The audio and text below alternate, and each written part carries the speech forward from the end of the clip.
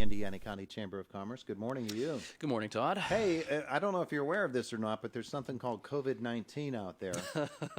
I've heard a little bit about it. Might be having a bit of an effect on pretty much every aspect of society. I'm sure it has on you and your office and Yeah. the business community here in Indiana County. Yeah, it's more of a concern just thinking down the road. What happens if we go the way of Allegheny County, where we're ordered to shut down a lot of these stores and restaurants. So it's something that we're very concerned about. It's certainly impacted our office, not just from the the standpoint of worrying about how to take care of these businesses, but also, we do a lot of events, and we had a lot of things on the schedule that are kind of up in the air right now. We're not really sure what's going to be happening with a lot of things that we have going on. So, it's a major impact for our county, but we're gonna get through it. We're gonna get through it okay, and we're all strong, and we're especially Indiana County. I think this is something that we tend to band together a little bit more than other regions. So.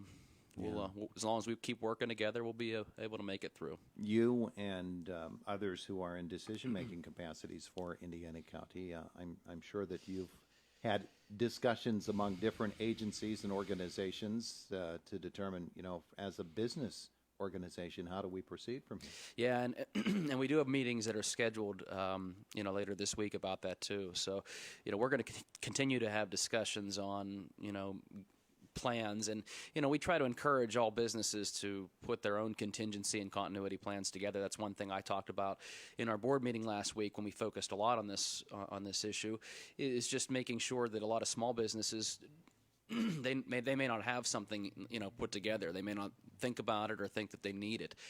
This is a prime example of why you do need it. Why those types of things. It is important to put together, so it's not just in this kind of situation, but what happens. We had somebody say that they were in Nashville during the tornadoes, and we're getting calls back from their office back home thinking, are you guys okay?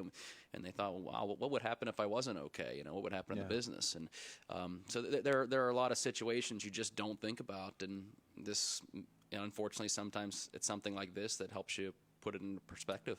DCED Secretary was here in Indiana County a couple of weeks ago, and they toured the plant down in Tunnelton. Yes. And they were out here at Urban. I think a lot of people might be surprised to learn that there's manufacturing going on here in Indiana County that is impacted by the world situation, probably more than they think. Yes.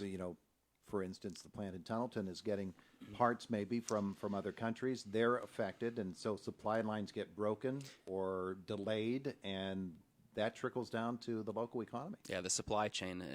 It's and this was, when we met with him and did that tour a couple of weeks ago. They were talking about how they were impacted already, just with some of the parts that were coming in. Urban, not quite as much at that point, at least, not quite as much impacted for this plant, but their retail plant in terms of their clothing and things like that was in Lancaster. That's the one that was impacted because a lot of that material, a lot of the items that they had, they weren't able to get them shipped. And just talking with some of our local retailers in town, the clothing is going to be something that's going to be majorly impacted in terms of being able to get those products. But yeah, I mean, those are two huge plants, and the fact that they were already impacted a little bit by it, that's going to have an impact with everybody. Anybody who gets things shipped over from overseas, it's going to delay or possibly cancel a lot of those orders. Yeah, and there's also the feeling, for instance, you're running an auto dealership and you have a shop. If out in the shop they're having trouble getting parts. Yeah. So parts aren't coming in, repairs get delayed. All of those things that affect the economy. But as you said, Indiana County has a pretty strong business structure and some pretty good people who understand the necessity to cooperate with one another and to help each other stem the tide. And we're gonna do that. And in the meantime, what we're trying to do is provide resources to our businesses, to let them know how they can try to get through situations like this. And we get information from the Small Business Administration or CDC, ways to either help prepare your business for the virus itself and what you need to do in terms of getting your employees ready or able to work from home, things like that. But also, tips on how to prepare your business from an economic standpoint, so you're not, it's gonna have an impact on you one way or another. But can you minimize that impact a little bit? And we're trying to provide tips for businesses on how to do that. And it's not easy, but you just buckle down, work hard, get prepared right now, and then once that impact is felt, hopefully it's not as big as you would have had otherwise. Meanwhile, on another front, you continue to work on workforce development, particularly as regards students, and Yes. we continue to look at the situation with technology and particularly internet access for Indiana County. Mm-hmm. And I know those remain items. And I think this is a prime example of why it is so important, because a lot of schools, and there was talk just with Indiana with my oldest about them doing a lot of classes and doing some assignments online. Mm-hmm. There's a lot of kids around this county that would not have that ability just because of the broadband. So I think in some ways this brings it more to light that,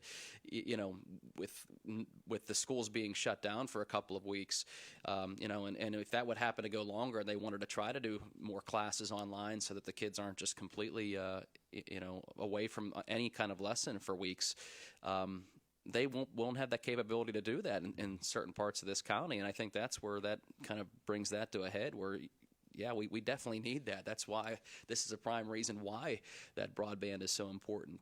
And from the work, we're going to keep moving on with that. I mean, that doesn't change the way, we've viewed this. This is just a little bit of a bump in the road. But, a lot of the programs that we've been working on, they're year-long programs. So a few weeks isn't going to impact those quite as much. But, we're going to keep meeting on those and, working with a lot of the Indiana County school districts on, as we get towards the end of the year, seeing how this soft skills program turns out, and hopefully we can acknowledge a lot of these kids during graduation ceremonies and send them on their way better prepared for the workforce. Yeah, hopefully there will be graduation ceremony. There will be. Chancellor I'm being Greenstein positive. was saying from the state system of higher education that it impacts students at IUP and the other schools because not everybody has broadband access. That's right. And so from a university standpoint, even that becomes, because they're making that transition right now. Mm-hmm. Westchester is gone, and they've already gone all online, and other schools are developing that. And you can't. It's unfair. You can't put certain students at a disadvantage just because where they live doesn't have that ability. It's not their fault. Yeah. So yeah, it's something that I wish there were an easy fix, but I know that's something that we continue to look at as well, and trying to find more money to be able to put towards it, and where can we come up with that, and what's the best approach from an innovation standpoint as well. Normally, I might just at this moment toss out to you. So, what do you got coming up in terms of public meetings and private gatherings? I would guess that has been a little bit curtailed. Yeah, it's funny. I had this was a busy week for me. I stress the word "was" because now I look at my schedule and it's like you can shoot a cannon through it because everybody's canceling all these meetings that we had, and we had a number of events. This was getting to be our busy time where we started having almost something going on every week seemingly, and now we're just recommending everything kind of be put on hold. So we're not canceling things, we're just putting them on hold until we figure out what's going to happen and how long this thing is going to go on, and hopefully in 2 or 3 weeks we're starting to get things back on the schedule on a permanent basis. Well, they're shooting holes in my schedule this week too on Indiana in the morning, so I got to fill those things up. So guess what? You're coming back tomorrow. No, I'm just kidding. Well. But that's I don't know what else we could talk about, but I'll be happy to come back. That's the trickle down effect that happens when you have things like this crop up, and it really does emphasize the importance of having more than one option. Yeah. Well, it gives us a chance to really look at things on messages we can try to get out to our businesses. Like I said, we're trying to be a resource for these businesses in trying to get through this time. So we're going to continue to do our homework and put some things together to get out to them via email or social media. Mark, thanks so much for coming. Thanks, Todd. Appreciate it. It is the voice of Indiana County, WCCS AM 1160, 101.1 FM.